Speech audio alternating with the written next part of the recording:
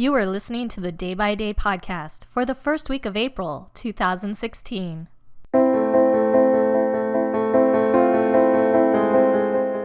Welcome to the Day by Day podcast with me, Siobhan.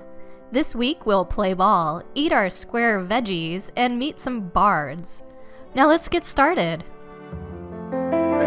Well, let's see now. We have on our team, we have who's on first, what's on second, I don't know's on third. That's what I want to find out, the guy's name. That's what I want to find out, the guy's name. I'm telling you, who's on first, what's on second, I don't know's on third. Now, Abbott, you going to be the manager of the baseball team? Yes. You know the guy's names? Well, I should. Well, you tell me the guy's names on the baseball team. I say, who's on first, what's on second, I don't know's on third. You ain't saying nothing to me yet. Go ahead and tell me. I'm telling him. You ain't said nothing yet. Go ahead and tell me. Who's on first, what's on second, I don't know is on third. You know the guy's names on the baseball team? Yes. Well, go ahead. Who's on first? Yes. I mean the guy's name. Who? The guy playing first. Who? The guy playing first base. Who? The guy on first base. Who is on first? What are you asking me for? I don't know. Now, wait a minute, I'm asking you who's on first. This week is one of my favorite and most exciting times of the year, baseball season's opening week. While the official opening day is Monday, April 4th, 3 regular games are taking place the day before. Monday will see 12 games in action. Opening day represents a fresh start, a season full of possibilities. Every team starts with a 0-0 record, and every team has the same chance of reaching the World Series. Though, in looking at the results of spring training, I don't feel good about the Yankees right now. Opening day is waking up refreshed from a long winter nap.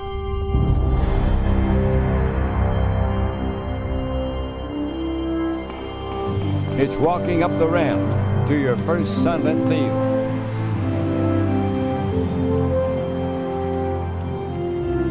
It's the first hat over a heart, the first sweep of home plate.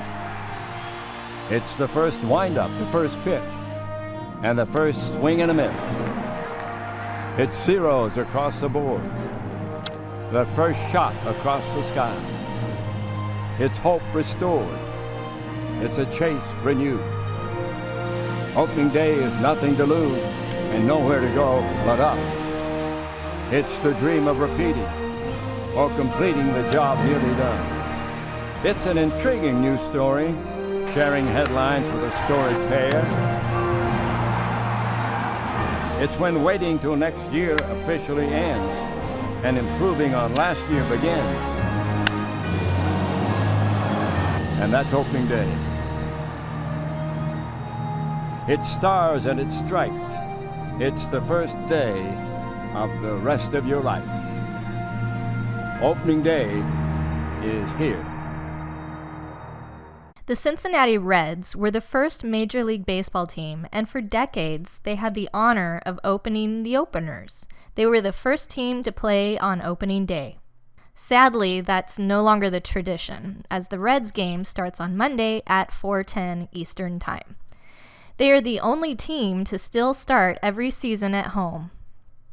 In 1940, the Cleveland Indians' Bob Feller threw the only no-hitter in opening day history. The longest opening day game was in 2012 between the Cleveland Indians and the Toronto Blue Jays. The Blue Jays beat the Indians 7-4 in 16 innings. The pitcher with the most opening day starts was Tom Seaver, who started 16 times. 12 sitting U.S. presidents have thrown out the first pitch on opening day. So go ahead and play hooky this Monday to celebrate America's pastime. First pitch is at 1:05 at Yankee Stadium. Also this Monday, April 4th, or 4/4/16, is Square Root Day. Like Pi Day, this is a math-related celebration.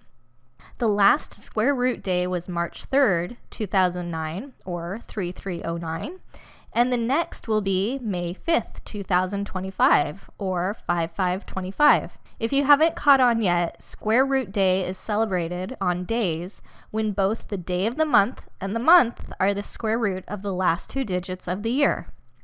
Ron Gordon, a high school teacher from Redwood City, California, created the first Square Root Day for September 9th, 1981, 9981. Gordon remains the holiday's publicist, sending news releases to world media outlets. One suggested way of celebrating the holiday is by eating square radishes or other root vegetables cut into square shapes, thus creating a square root. You can learn to tie a square knot, go square dancing, drink some root beer, or just get things squared away. You can enjoy some Square Root Day fun at Ron Gordon's site, squarerootday.net. This Thursday, April 7th, is World Health Day. This is an annual observance that started in 1950 and is celebrated on this day because the World Health Assembly first convened on April 7th, 1948. The World Health Organization organizes international, regional, and local events on the day related to a particular theme. This year's theme is Halt the Rise, Beat Diabetes. Past themes have included mental health, food safety, and global polio eradication. Diabetes is a non-communicable disease. It is a chronic disease that occurs when the pancreas does not produce enough insulin or when the body cannot effectively use the insulin that it produces. Insulin is a hormone that regulates blood sugar. Hyperglycemia, or raised blood sugar, is a common effect of uncontrolled diabetes and over time leads to serious damage to many of the body's systems, especially the nerves and the blood vessels. Over time, diabetes can damage the heart, blood vessels, eyes, kidneys, and nerves. Diabetes numbers are rapidly increasing in many countries, most dramatically in low and middle income countries. In 2014, the global prevalence of diabetes was estimated to be 9% among adults aged 18 and over. In 2012, an estimated 1.5 million deaths were directly caused by diabetes.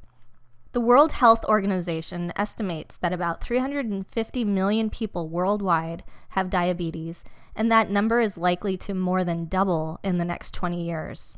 Early diagnosis can be accomplished through relatively inexpensive blood testing. Treatment of diabetes involves lowering blood glucose and the levels of other known risk factors that damage blood vessels. Insulin injections and medications can help control blood glucose levels. Simple lifestyle measures have been shown to be effective in preventing or delaying the onset of type 2 diabetes. To help prevent type 2 diabetes and its complications, people should maintain healthy body weight, be physically active with at least 30 minutes of regular, moderate intensity activity on most days. More activity is required for weight control. You should eat a healthy diet of between 3 and 5 servings of fruit and vegetables a day and reduce sugar and saturated fats intake. And avoid tobacco use. Smoking increases the risk of cardiovascular diseases. Events for World Health Day are taking place around the globe. Local to Miami is an event in Sunrise, Florida to educate the public, especially those over 55, about diabetes, wellness, and health resources. The event is at the Sunrise Senior Center beginning at 9 a.m. this Thursday. You can find out about more events or register your own event and get more information about World Health Day at who.int. Once there was a tree, and she loved a little boy. And every day the boy would come, and he would gather her leaves and make them into crowns, and play king of the forest. You can shoot me with your words. You can cut me with your lies. You can kill me with your hatefulness. But just like life, I'll rise.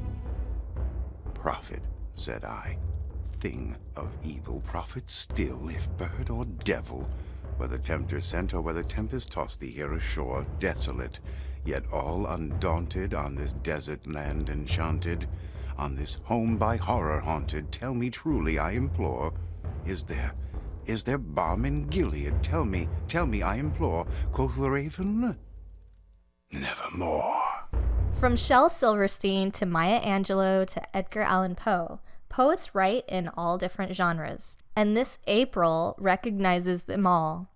It is National Poetry Month, an annual celebration of poetry. This month-long observance began in 1996 by the Academy of American Poets as a way to increase awareness and appreciation of poetry in the United States.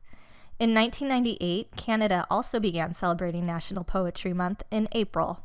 Each year, a special poster is commissioned by the Academy of American Poets for National Poetry Month, with almost 150,000 copies distributed to schools, libraries, and community centers for free. The Academy of American Poets suggests 30 ways to celebrate National Poetry Month, one for each day. Some include writing a poem on the sidewalk, attending a poetry reading, or taking a poetry class. In line with National Poetry Month is National Poetry Writing Month. This is a yearly project that encourages participants to write a poem a day during the month of April. To participate in the National Poetry Writing Project, visit napowrimo.net. And for other ways to participate in National Poetry Month, visit poets.org. O Miami is an organization that expands and advances literary culture in Greater Miami, Florida. They produce a visiting writer series, a poetry festival, a publishing imprint, and other programs that bring the best literature to the greatest number of people.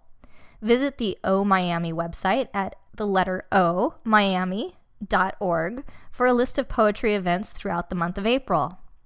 So that's it for this week. Thanks for listening. I'll be back next week. Until then, remember to make each day count.